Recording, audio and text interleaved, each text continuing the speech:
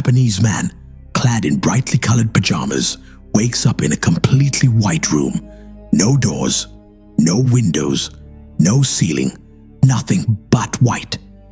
His eyes catch something odd on the wall, a protuberance shaped like a male member. Curious, he pokes it, then presses the tip. Instant chaos erupts. Hundreds of giggling baby angels burst out of the walls and floor, only to vanish seconds later. But they leave behind a shocking sight. Their members now stick out of the walls and floor. This is the first phase, learning. He sniffs the finger he used, screams in terror, and calls for help. But no one answers. Alone, he experiments.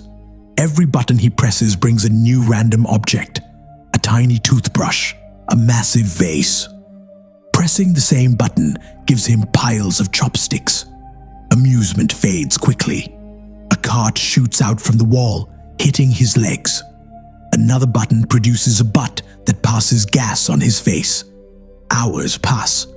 He amasses a mountain of objects, and when he throws a ball, it presses a button, giving him sushi. Hungry, he notices no soy sauce. He presses relentlessly, eventually producing a pile of sushi, but the soy sauce appears only after he's finished eating, making him furious. Next, a button gives him old-school 3D glasses.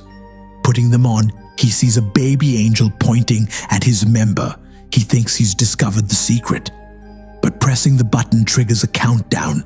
Then a giant butt drops from above, passing gas all over him. Hours later, he reads 5 volumes of manga. Trying for the 6th, he keeps getting the wrong one. 7th, 8th, 9th. Until finally, the last button reveals a hidden door behind the wall. Celebration? Not yet.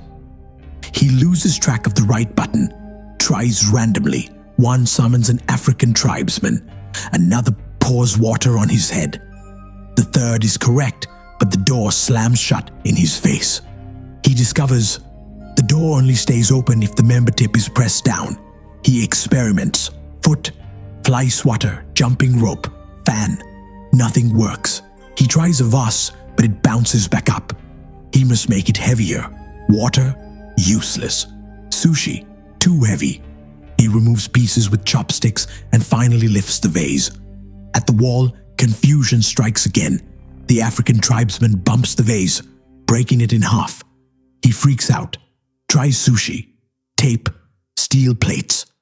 Nothing works. Exhausted, he takes painkillers, naps, and decides to wash his teeth. Pressing a button brings a rope from the ceiling. A new plan. Swing across the room to hit the buttons and reach the key. First attempts fail. The door slams. He kicks the wall, and the key floats in the air. He must keep the key in the room, and door opens simultaneously. After trial and error with dogs barking from the wall, marking the right button with sushi, swinging on the rope, and using a plunger, he finally succeeds. He grabs the key, presses the door button, and reaches the door just in time. But there's a twist. The door has a top lock requiring 3 numbers. The numbers painted on the African tribesman's forehead. Limited time forces him through the swinging and jumping sequence 3 times. On the 3rd, he finally opens it, but the wall behind him closes, leaving him trapped.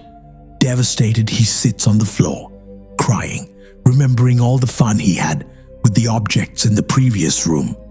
Then, a breeze from the left wall. Touching it, he finds a crack indicating a fake wall. He opens it and runs into a pitch-black hallway, floating toward an exit. He reaches a new room. Longer hair, faded pajamas, empty like before. But this time, adult angels replace the babies. They disappear into the walls, leaving their members as buttons. This is the practice phase. Meanwhile, in Mexico, little Antonio's family worries. His father, the wrestler escargot man, is unusually quiet.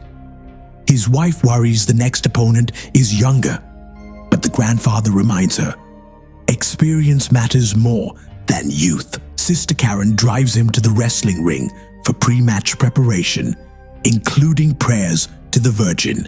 At school, Antonio is bullied for betting on escargot man, called a weak loser. As the match begins, Sister Karen brings Antonio and the grandfather to the ring. The first team, Northern Tough Ones, Super Demon, and Tequila Joe. Then Escargot Man and Silver Eagle enter as Kiss Me a Lot. Silver Eagle fights brilliantly but is quickly overpowered. The Northern Tough Ones gesture for Escargot Man to join, but he refuses. Silver Eagle tricks the opponents to hit each other, escaping. Escargot Man is soon overpowered, but just when a chair is about to strike him, the mysterious man presses a button, magically extending Escargot Man's neck, knocking out both opponents. Nothing happens in the room at first, prompting him to press more buttons. A metal singer breathes fire during a concert. A Russian magician fails a trick. A man in China barks at his dogs. He's about to give up when he notices light from above. No ceiling. Angels fly in the distance. He tries something new, using the member buttons to climb the walls. Each grip causes incredible effects on Earth. Flowers bloom, elephants die, toasters land on the moon. The higher he climbs, the more complex and global the effects. At the top, hair and beard long, he no longer needs to hold the wall. He floats like the angels.